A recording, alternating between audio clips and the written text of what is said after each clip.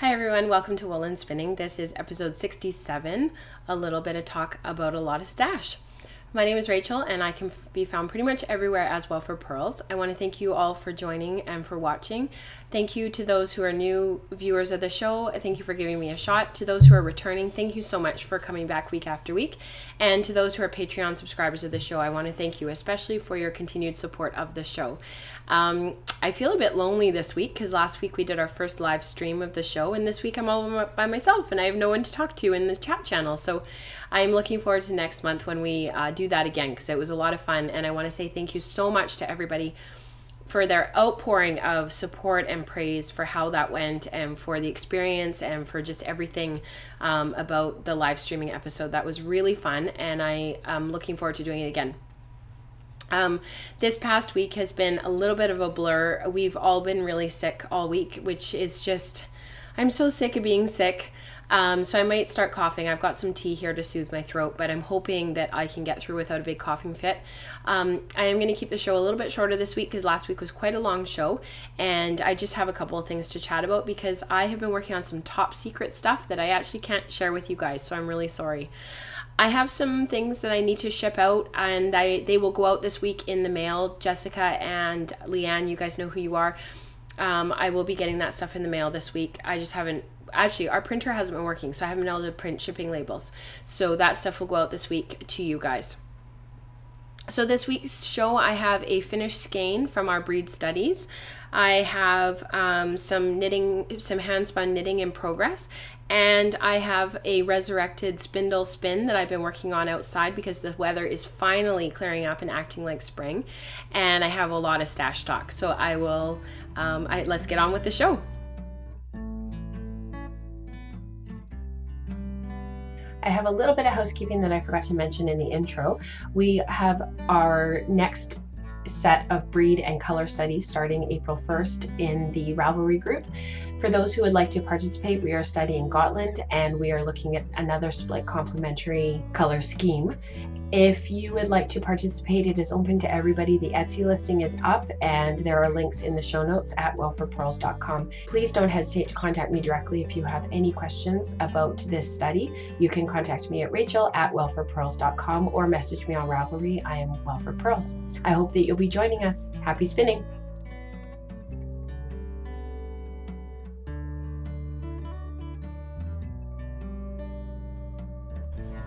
So I thought I would start with my Norwegian. I spindle spun this. This was part of our breed study that we've been working on for the last 6 months or so. It's actually longer than that. We're almost at a year of working on this breed study. For many of us, I think it's kind of fallen by the wayside because we've been busy with other things. But I did spindle spin this. I ended up with 3 little skeins because I kept spinning and plying and spinning and plying. So I spun them on my Hound design.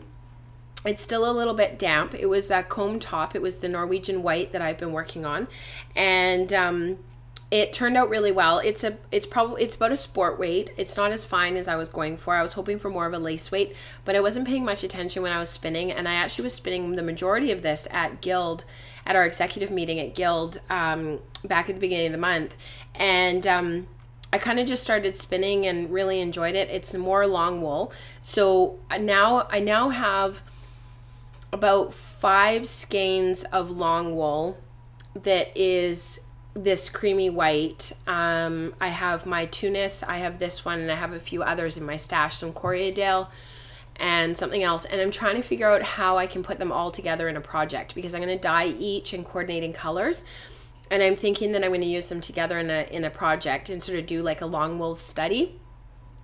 I'm thinking some sort of textured shawl to highlight the 2-ply in the lace pattern. I'm thinking like a mesh lace maybe with some garter in between. I'm not totally sure, but I'm really happy with how this turned out. One of the things I wanted to comment on though about it, now that it's finished and plied, and I did thwack it a little bit, and I snapped it mostly, but I didn't want to create a ton of halo because the long wools do tend to have quite a lot of halo if you really thwack them a lot. The tips and the butts tend to start to pop out. I'm kind of surprised at, I'm not saying this doesn't have any sheen, but it doesn't have a ton of sheen. It's not the most lustrous wool that I've ever spun. I think the American Tunis is actually probably the most lustrous that I've spun thus far,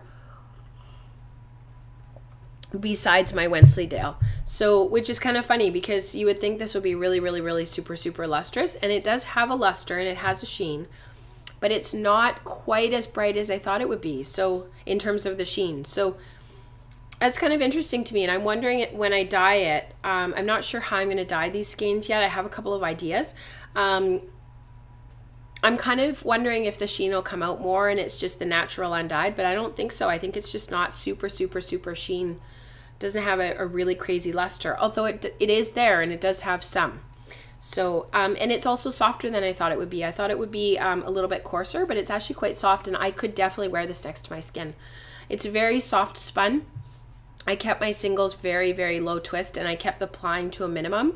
I just went for a twist angle that I liked, and there was really no more science behind it than that. So yeah, it turned out quite well. I really like it, and I'm going to put it in with my other long wools, and I'm going to decide what I'm going to do and how I'm going to manage those, because I really want to put them into a project together.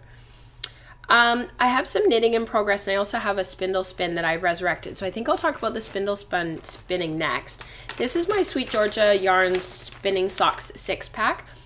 So I have a 1 ounce bump of 6 different colors, and I was working on this last year, and I did talk about it on the show, but it just got put by the wayside, and it's on my little tiny 15-gram Kapar spindle, and I've been walking around in the cul-de-sac working on it. And the reason why I wanted to show you guys was because it was just funny to me. So I was wearing my wrist distaff, and this is my Kramer Yarns 3-ply merino alpaca roving, and I'm going to talk about this in a minute. That's why I'm telling you. And it's been sitting in the bag all winter, and it actually has fuzzed up quite a bit just from me wearing it over the past week. And I have all these little you know, nests of comb top fiber, and they're all very colorful, right? Like, this doesn't look like I would be making rope with it, right? It looks like something else, I would think. And I had this in my Ziploc bag, and when I'm outside, I keep my stuff in a Ziploc bag so that I can throw it down on the ground and not worry about whether or not it's going to get dirty or not, or wet, or, you know, if there's dew on the grass, all that kind of stuff. So I'm walking around with my little Kapar spindle, and I'm spinning, spinning, spinning, and I had 3 people this week. Nobody ever makes a comment about me spinning in our cul-de-sac. We live in a double cul-de-sac, and the neighbors are super friendly. Everybody's really lovely. Two of the other moms, we run together a couple of times a week, and like, we've just got a really great neighborhood. I feel really blessed to live here and to live where we do.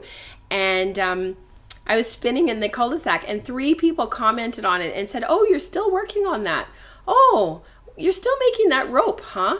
And it was just comical to me, because I don't, unless they ask me about it, I don't say much, and I just kind of laugh and say, "Oh yeah, you know, it's another project." And I don't try to explain what I'm doing or anything unless people actually ask and show an interest, because I think sometimes people just are making conversation, but they don't really actually care what you're actually doing. And yeah, it was funny this week. For the first time since living here, I had 3 people comment that I was making rope, which was kind of funny, because, and every time I was like, "Oh no, it's yarn, but you know, I'm just working on it." And it was quite funny to me. I didn't laugh at them or anything. It was just comical. So yeah, weird things. Anyways, I have 4 more ounces of that to spin, and that's only my second bump, so it's probably going to take me all summer, but hopefully not. We'll see.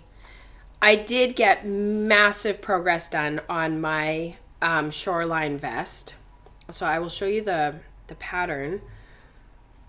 So my shoreline vest is from the book by Carrie Bostic Hogue called Swoon Maine, and I usually don't buy pattern books. I tend to buy patterns one-off on Ravelry, because I don't usually want the whole book, but there's 4 patterns in here that I want to knit, so I decided to buy the book. I wanted to knit the most this vest, and I've showed this to you on the show before, and I'm hoping that that'll come up and you guys will be able to see that. So it's a A-line vest with a with short rows at the back to create a shorter front and a longer back, which is perfect for me because I always need more length in the back. And it has a really lovely line. And one of the people that I follow on Instagram, who's a fellow Canadian, her name is Samantha Lamb. I think her Instagram handle is Sam Lamb or Samantha May Lamb. Anyway, she knit one in purple and I really loved it. And after I saw it, I decided, I had already queued it and I already knew I wanted to make this, but I decided to use my Kramer Farms alpaca merino roving. So this was a 60-40 split. 60% alpaca, 40% merino, and I overdyed it with logwood. You guys will probably remember me talking about this. So this is my second hank so far, and I think I'm going to end up having to dip into my third hank of this. It's just taking a lot of yarn because it's sport weight. And I'm knitting it on 3.75 millimeter needles or US size 5s.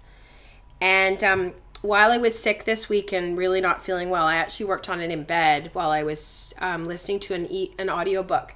And I got all of the short row shaping at the back done. And then I got, because so the last time I showed this to you guys, I think I was just finishing the garter at the bottom. So I'd done the ribbing and I'd done the garter. And then I really got bogged down on all of the short rows. And I kind of put it aside because I have these other projects that I'm supposed to be working on and deadline knitting and stuff.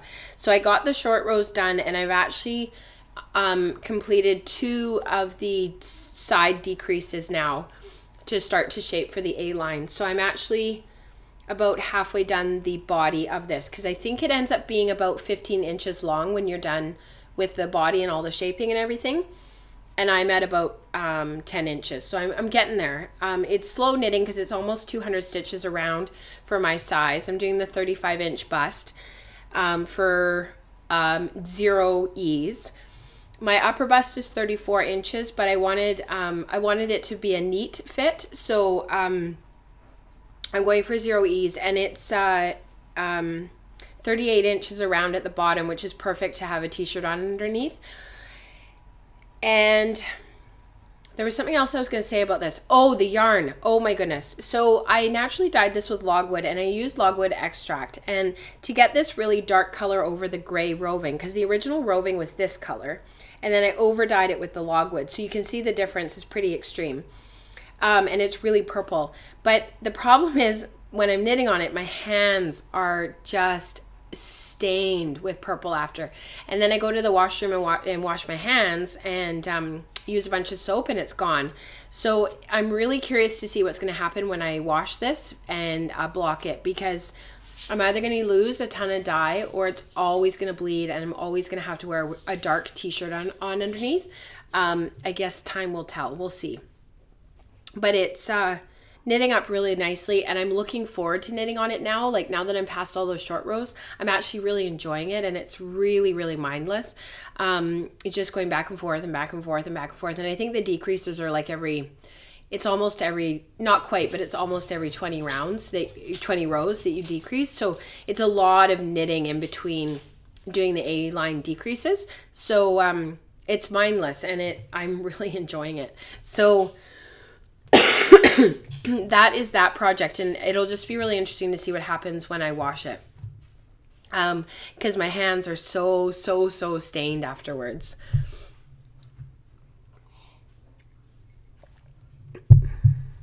So I wanted to put a really quick plug in for Ply Magazine for the Down issue. This is the spring of 2017 issue. There's a ton of awesome articles in here. There's tons and tons of really interesting things. And I wanted to put a little plug in for myself on page, what page is it? 74 is an article by myself. So I hope that those of you who subscribe or who get Ply will take a few minutes to read that article by myself. It was really a lot of fun to do, and I'm going to load the photos of my project, the yarn and the socks themselves, up on my Ravelry page as soon as I can. As soon as I get a chance, basically, so that I can, so those of you who want to see a little bit more about that project and about the yarn can. So I wanted to talk about stash really quickly. Those of you who've been with me for a while know how I feel about stash, and I'm not against stashing or people having big stashes and whatnot. Like I used to have a massive yarn stash. I have a really big fiber stash. My problem with stash for myself is that we don't live in a really big home, and I don't have any space that's my own, that's like my crafting room or my closet to keep things in. And so I really need to be mindful of how much I have in my stash so that I'm not A, taking over the entire house, and B, not getting really overwhelmed with what I have to work with. And I really love this idea. My friend Diana often talks about this idea of a living, breathing stash, and the idea is that your stash is constantly turning over and you're constantly getting new things into your stash. And my friend Rebecca wrote an awesome blog post about what her plans are to get on top of her fiber stash. And she blogs over at Osborne Fiber Studio. And her and Diana have both written a little bit about stash before. And I was thinking about it the other day, and I've had this project in my mind for a while. And this is Nest Fiber Club from August of 2016, and it's a merino silk blend. And you can see the yellows and the burgundies in it. They're totally my colors. Not so much the pink and the purple, but definitely this grello, muddy yellow, kind of golden yellow color. And I have all these other braids in my stash that actually are very similar. This is a braid of BFL silk from Sweet Georgia. It was a club colorway. And this is a braid of, it's called Firestarter, I think, created by LCB, and it has purples in it and some reds and some oranges. And when it's spun up, it's gonna really look quite muted and very pastel-y because of all the massive amounts of white. And so what I'm thinking about doing with all of because I have a lot of stash, like I said, I have several sweater quantities worth of sweater spins that I want to do. And then I have these sort of one-off braids that are like 4 ounces that I'm not really going to use for much of anything on their own. I don't love spinning everything for socks or spinning everything one way. I like doing lots of different stuff, but I don't want to end up with a stash full of yarn that I'm not going to use or that I'm not excited to use. So one of the things that Rebecca had talked about was if you're going to acquire something into your stash, that you need to spin twice the amount before acquiring that new thing. So if you're going to buy a 4-ounce braid, you need to spin 8 ounces before you buy the 4-ounce braid, or, you know, in exchange for, you need to spin 8 ounces from your stash. So what I'm thinking about doing, and the reason why I'm telling you guys all this, is on the Ravelry group, I think I'm going to set up a stash down thread that will be sort of ongoing. There's not going to be any deadlines. There's not going to be any sort of rules per se. But I encourage those of you who would like to spin down your stash over the course of the next couple of years, to come and join in on the conversation and join in on the motivation there to keep one another accountable. Because I had started off the year with my Spin the Bin, and this was actually one of the braids of fiber in my bin. And I'm halfway through my bin now once I finish this spin. And I'm spinning this as a very fine 2-ply, very high twist. And I'm going to use it as my warp yarn. So, and these two are going to be combo spun for a weft yarn. And I'm thinking about sort of what that might look like over the course of the next year or two, to take some of these braids out of my stash and combine them together. To create some of these big weaving projects that I really want to do, and not take the pressure off myself in terms of a timeline, but have a goal in mind of sort of stashing down and getting rid of some of the braids in my stash that are sort of sitting there that I've been really looking forward to working with, but I keep putting them off because I want to do that really big sweater spin. And so what I did instead is I put this on my matchless, and I tend to save my matchless for my really big spins. So it means that for the moment, my matchless is caught up on this project. And I'm actually kind of looking forward to that, because once I'm finished spinning this, then I get to go on and spin this rather than spinning another 8 ounces of the same thing over again. So I'm hoping that some of this variety and some of this delving into my stash and spinning up some of my old stashes, it will give me some motivation to also get some of these really big weaving projects onto the loom that I've been really hoping to do. And one of the things that I ordered that I didn't initially order when I got my loom was a double heddle kit for my rigid heddle. So I've actually ordered the attachment to add a second heddle onto my rigid heddle so that I can weave a little bit finer. And I'm looking forward to using some of my lace yarns that I have spun for that, and to create some fabrics that I can actually sew with that are a little bit denser. Still have lovely drape, but are a little bit denser, and I can sew with them. So I'll keep you posted on all of that. I'm going to start the thread in Ravelry, and I will keep you posted on sort of my own stash down efforts. And I am going to take an inventory over the next week or so of what I have in my stash and make a list, and start to tick things off as I get through it. So I will keep you posted, and I hope that you will be joining us. I think that's everything that I wanted to talk about this week. I can feel a big coughing attack coming on. And I also can't believe how much I missed you guys this week, and having you in the chat channel, and being able to go back and forth. So I hope that as we work through the summer months, we can start to unlock more and more episodes that will be live streamed, which is part of the milestones in the Patreon support over at patreon.com/wellforpearls. So until next week, I hope you're all very well. I hope you're not fighting a cold like I am. And I hope you're enjoying sunshine in the springtime where you are. And until next time, happy spinning. Bye, everyone.